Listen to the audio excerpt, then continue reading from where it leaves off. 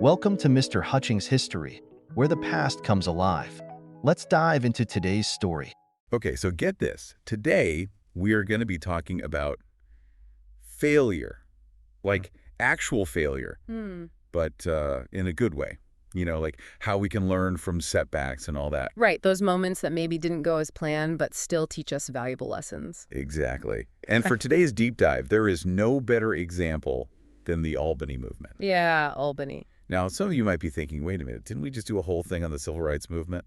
But trust me on this one is special. It really is. Because we're not just looking at a victory, we're dissecting what some people call a failure. It's definitely a case study in how even what looks like a defeat can have a huge impact. Right. Okay, so picture this. Albany, Georgia, 1961. A city deeply entrenched in segregation. A system that had been in place for generations. And then, boom, you have this incredible surge of activism, like a wave crashing against the status quo. It was really a moment of reckoning for Albany and for the nation as a whole. Activists are hitting the streets, demanding change. They're determined to dismantle every single trace of segregation. Buses, schools, voting, like everything, the whole shebang. It was incredibly ambitious. You had organizations like SNCC, SCLC, all these local leaders, all united in this goal to transform Albany. It must have felt electric, that sense of hope and possibility. Yeah, definitely. There was this feeling that anything was possible. Okay, but here's where things get interesting. Despite all that incredible passion and effort, the Albany Movement didn't achieve its immediate goals. Full desegregation, like they were hoping for, it just didn't happen right away. Right, so on the surface, it might seem like a straightforward story of defeat. Yeah, like they tried, they failed, end of story. But the reality is far more complex than that. Okay, so let's dig into this. What went wrong? Well, traditional historians, folks like David Guerra, they would point to several factors. But one of the most significant, I think, was the strategic brilliance of Albany's police chief, Laurie Pritchett. Oh, Pritchett. This guy was something else. Like, it's almost eerie, this guy. Pritchett, he literally studied the Civil Rights Movement's playbook. Yeah, he was incredibly shrewd. It's like he was taking notes, figuring out how to counter their every move. Exactly. Pritchett knew that violent crackdowns often backfired, generating sympathy for the movement, forcing federal intervention, that kind of thing. Oh, so he knew those images of brutality, they could actually help the movement. Right. They could galvanize public opinion. So instead of using force, Pritchett essentially flipped the script, didn't he? He did, yeah. Are you telling me he encouraged his officers to be peaceful? Essentially, yes. Pritchett instructed his officers to make arrests, but to do so peacefully. Wow. No brutality, no dramatic images for the media to seize upon. Okay, so he was playing a very different game. Yeah, he was. He even coordinated with nearby jails to avoid overcrowding in Albany. So he's thinking several steps ahead. He was. He was all about controlling the narrative, preventing those explosive images that could turn public opinion in favor of the movement. That is so clever. It's almost Machiavellian. But okay, so if Pritchett was so effective at neutralizing their tactics, does that mean nonviolent protest simply doesn't work? No, not at all. I think the Albany Movement highlights that nonviolent protest is undeniably powerful, but it also revealed that authorities were learning, they were adapting, they were coming up with counter strategies. So it's like an arms race almost. Right, this constant evolution of tactics. And that's why, unfortunately, that's where the internal dynamics of the Albany Movement, they become so crucial to understanding what happened. Yeah, absolutely. Because even with Pritchett outmaneuvering them, things weren't exactly harmonious within the movement itself. No, not at all. And, I can't help but wonder, trying to change everything at once, it must have created some serious tension, right? Indeed, the movement's goals were incredibly broad, aiming for a complete overhaul of a deeply entrenched system. It's like walking into a buffet and piling your plate sky high, Yeah, I get that. Sometimes you just end up with a jumbled mess and a stomachache. Right? And that's kind of what happened in Albany, right? Well, in a way, yes. I mean, that broad approach made it difficult to maintain focus and momentum. And then, of course, to make things even more complicated, you have disagreements about strategy, leadership styles between the different organizations involved. Yeah, right, like SNCC and SCLC. And then, boom, Martin Luther King Jr. arrives on the scene. Right. Which must have thrown another wrench in the works. King's arrival, it definitely brought national attention, which was crucial, but it also, it exacerbated those existing tensions, particularly between those who favored a more grassroots local approach and those who aligned with SCLC's more centralized structure. Okay, so we've got Pritchett outmaneuvering the movement from the outside, disagreements about strategy, the inherent challenges of managing a coalition of strong voices. But wait, there's more, isn't there? There is. This is where it gets really unsettling. We're talking about the rumors of informants.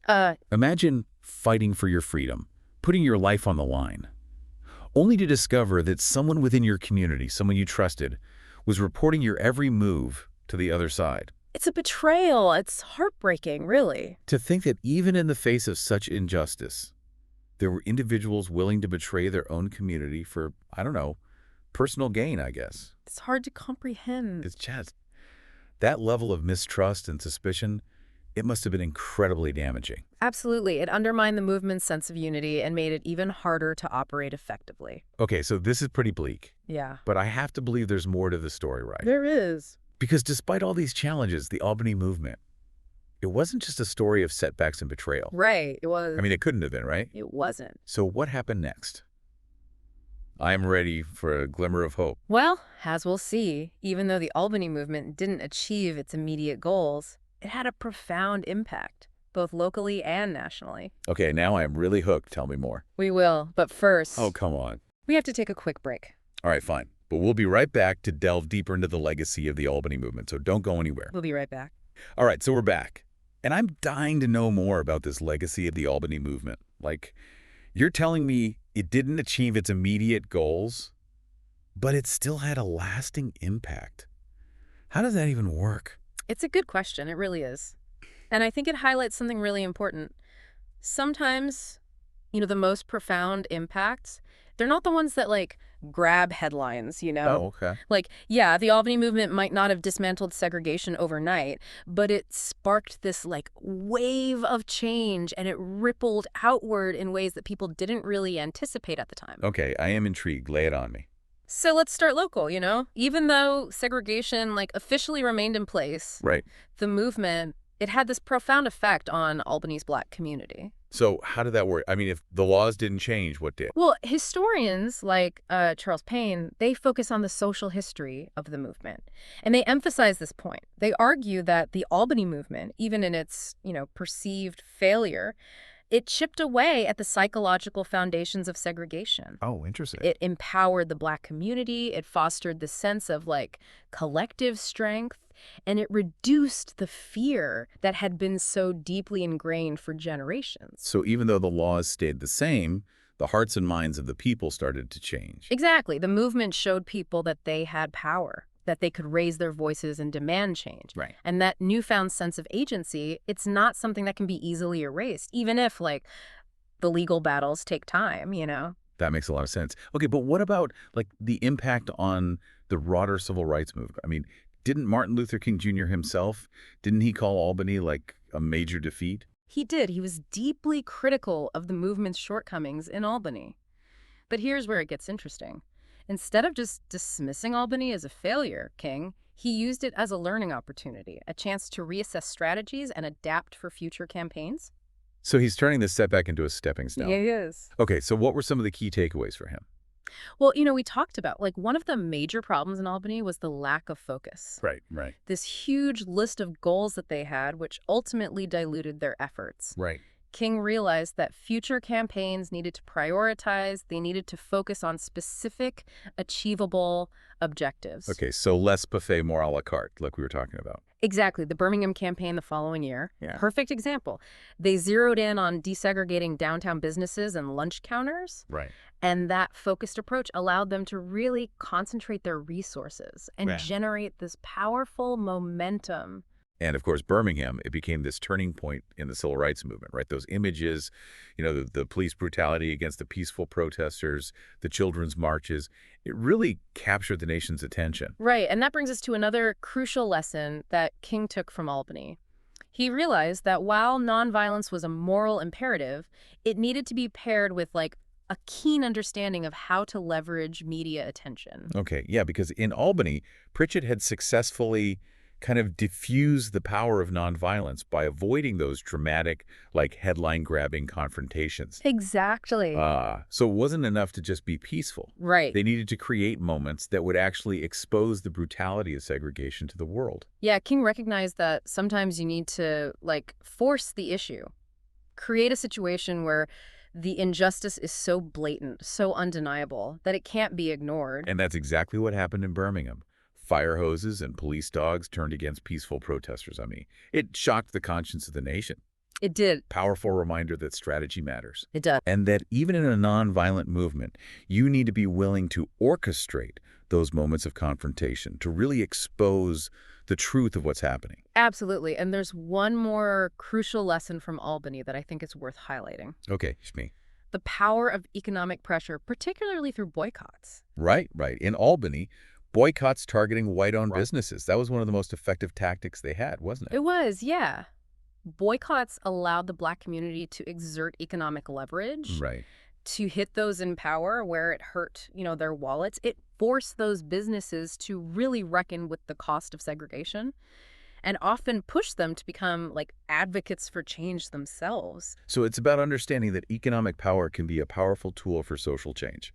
We saw this in the Montgomery bus boycott as well, didn't we? We did. Albany just reinforced the importance of economic activism as a key strategy in the fight for civil rights. It's a reminder that change rarely comes from simply asking nicely. No, it doesn't. It requires leveraging whatever power you have to disrupt the status quo. Exactly. Okay, so even though the Albany movement didn't lead to immediate sweeping desegregation, it clearly had a profound impact on both the local community and the broader civil rights movement. It did, and when we consider those long-term ripple effects, it becomes clear that labeling Albany as a quote-unquote failure, it's just way too simplistic. Yeah, it's so easy to get caught up in that idea of immediate success or failure, but history rarely works that way, does it? No, it doesn't. Change is a process, it's a journey. And sometimes those most important victories, they're the ones that happen beneath the surface. The shifts in mindset, the lessons learned, the seeds planted for future progress. Speaking of different perspectives on history, I'm curious, how do historians today view the Albany movement?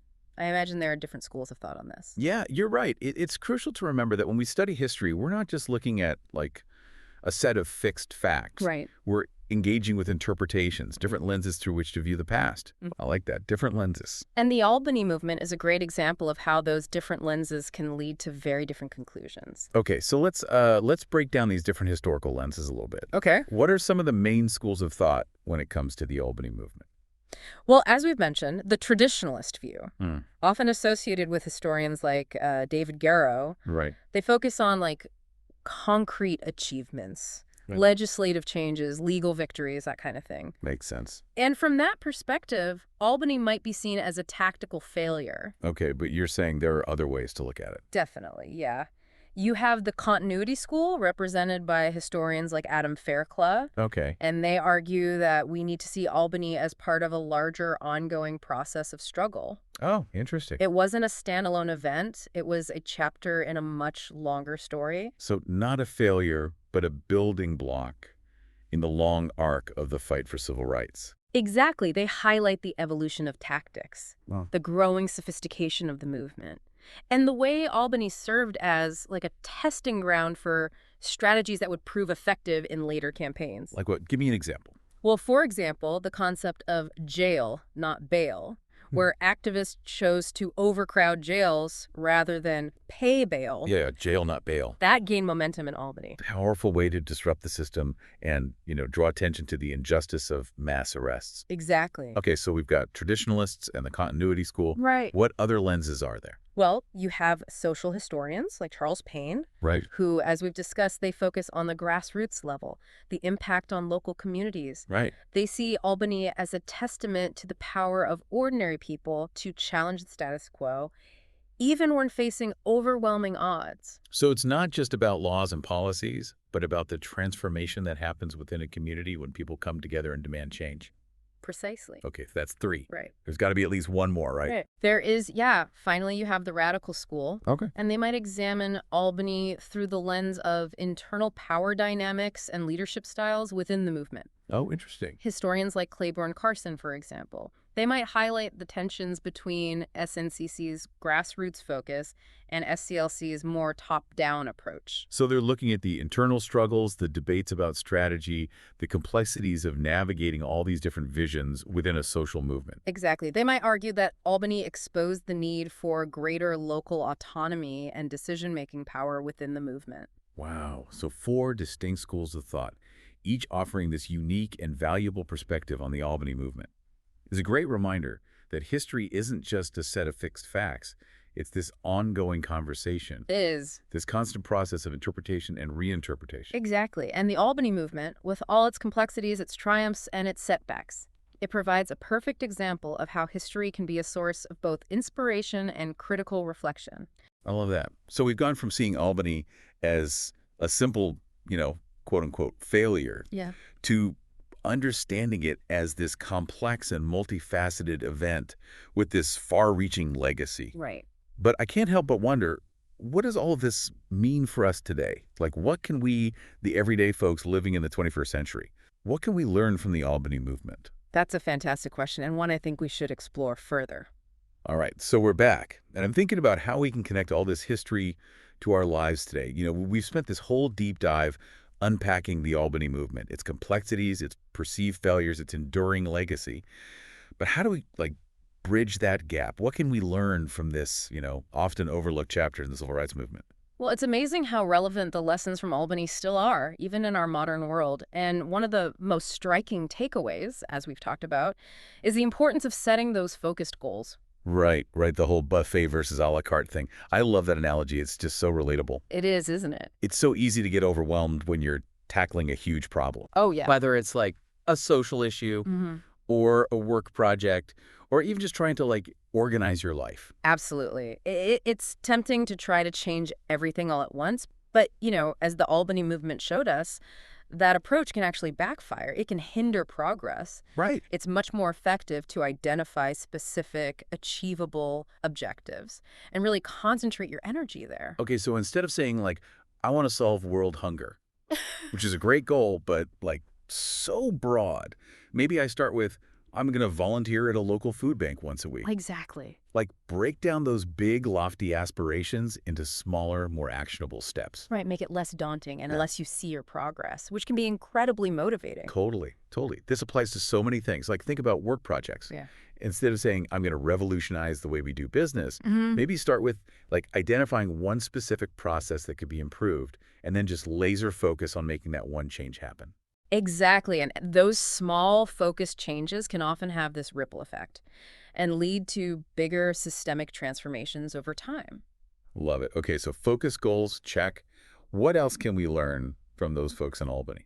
Well, I think the Albany movement also really highlights the power of strategic alliances. The movement brought together this diverse group of organizations and individuals, each with their own strengths, their own perspectives, their own approaches. But those alliances, they weren't always easy to manage, were they? Of course. We saw how those internal disagreements and that mistrust can really undermine even the most well-intentioned efforts. Oh, absolutely. Collaboration is rarely a smooth, harmonious process. Right. But I don't think the lesson here is to avoid alliances altogether. It's about recognizing the importance of clear communication, shared goals, and a willingness to respect different approaches, So it's knowing when to lead, when to follow, when to stand side by side. It's about understanding that a group of diverse people working together, even if they don't always see eye to eye, they can achieve so much more than any one individual acting alone. Exactly. Building those effective coalitions, it requires a willingness to listen, to compromise, to recognize that everyone brings something valuable to the table. And that goes way beyond just social movements, right? It's about teamwork in the workplace. It's about navigating family relationships. Oh, yeah, it's everywhere. Okay, so we've got focus goals, strategic alliances. Is there anything else we can learn from the Albany movement? I feel like there's one more big takeaway here. I just can't quite put my finger on it. You're right, and I think it might be the most crucial lesson of all, the importance of understanding those power dynamics. Chief Pritchett's strategic response to the protests in Albany, it really demonstrates how those in power can manipulate systems to maintain control. Oh, yeah, he was like a chess master. Yeah. Always anticipating the movement's every move and then figuring out how to counter it. Right. It's a sobering reminder that those in power, they often have access to resources and strategies that those fighting for change might not even be aware of. So it's not enough to just have a good cause, a righteous cause.